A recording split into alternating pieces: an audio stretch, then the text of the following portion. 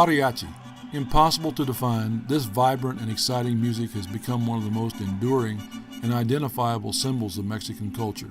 Whether referring to the music, the musicians, the songs, or the costumes, mariachi is a complex art form that has radiated beyond class and regional boundaries. With its roots in rural Mexico, mariachi today is embraced by American youth, some celebrating their heritage, others simply drawn to this exhilarating form of musical expression. One of the issues that first comes up is how do you define the word mariachi? And the second issue that comes up is when did it begin? Because nobody knows.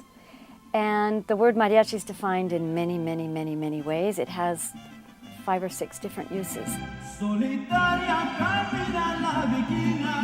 It's the repertoire, it's the certain instruments that have to be used, like the vihuela and the guitarrón. It's the name of the performer himself when he's wearing the costume. It's all kinds of things. Early mariachi ensembles consisted primarily of stringed instruments, including the vihuela, arp, guitarrón, and 1 or more violins. The instrumentation of early mariachi music was easily transportable and led to the development of mobile or strolling mariachis, who played in streets and town squares as well as for gatherings and celebrations. Soon the trumpet was introduced to the string mariachi ensemble, and later some groups added an accordion. It's believed that the earliest mariachi ensembles developed in the Mexican state of Jalisco and the surrounding states of central western Mexico. And we're guessing that somewhere near the state of Jalisco. And of course, Guadalajara is the capital of Jalisco, and that whole area of Jalisco, Nayarit, Aguascalientes, a little bit in Michoacan, had this genre growing. And that's the rural kind of area where this ranchera music from the ranch, evolved from. Mariachi includes different forms of music found in Mexico, such as bolero, ranchero, huapango, polka, and son. The most pronounced rhythm that is indigenous to the ranchera tradition is the son, S-O-N, the son jalisciense, meaning the son from Jalisco, as opposed to the son huasteco, which could be from, this other regions. One of the first written mentions of the word mariachi is from the mid-19th century. In a letter dated over 150 years ago, a priest in rural Mexico wrote to his superior that his parish had fallen under the spell of local musicians. He described how the musicians would convene in the town square on Holy Saturday, making music, playing cards, and generally carrying on. And he referred to this secular activity as mariachi.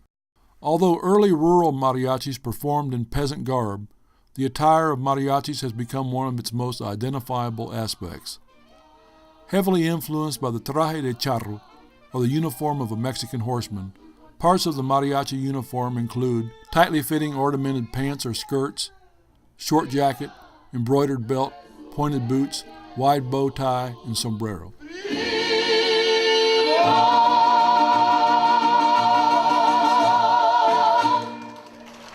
As mariachi made its way out of rural areas and into cities, it emerged as the primary musical representation of Mexican nationalism in Mexico. This association continued as Mexicans migrated to the United States.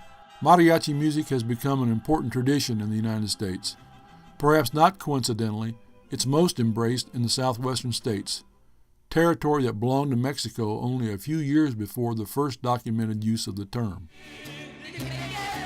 Mariachi has assumed an important place in American music education.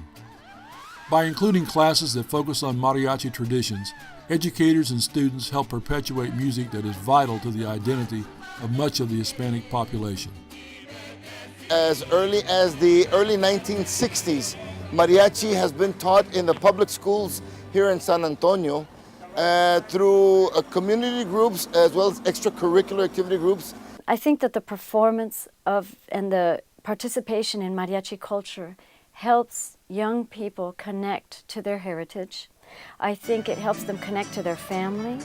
They can hear their grandmother singing these songs. It brings the whole family together to go out and see them perform the music that the whole family loves, and there may be 3 generations there that are alive at the same time, maybe even 4. Students of all backgrounds benefit from learning about a culture linked so closely to others in the United States.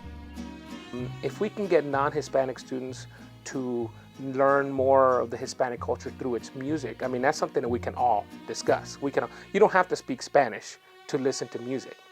Being a part of meaningful instruction, practice, and performance builds a sense of pride in students and adds a powerful dimension to their education. Veracruz bonita.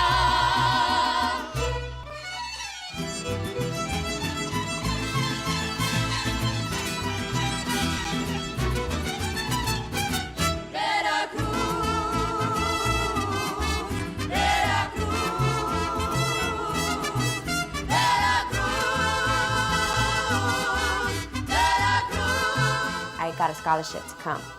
And it wasn't a big scholarship, but it was something. And my parents were like, you need to go because they're giving you money to go and do what you do best. And it's really been a great environment for me because the mariachi has been like a family.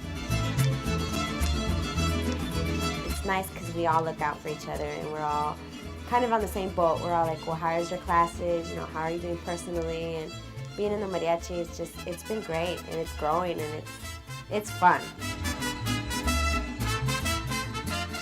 Many schools throughout Texas and the Southwest have mariachi programs, many of which meet annually in a competition.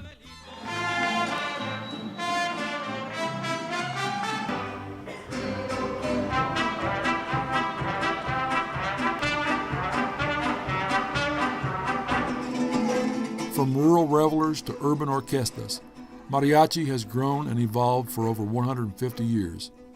These young musicians, Mariachitos, will ensure that this celebration of culture, experience, and art will continue on for generations to come.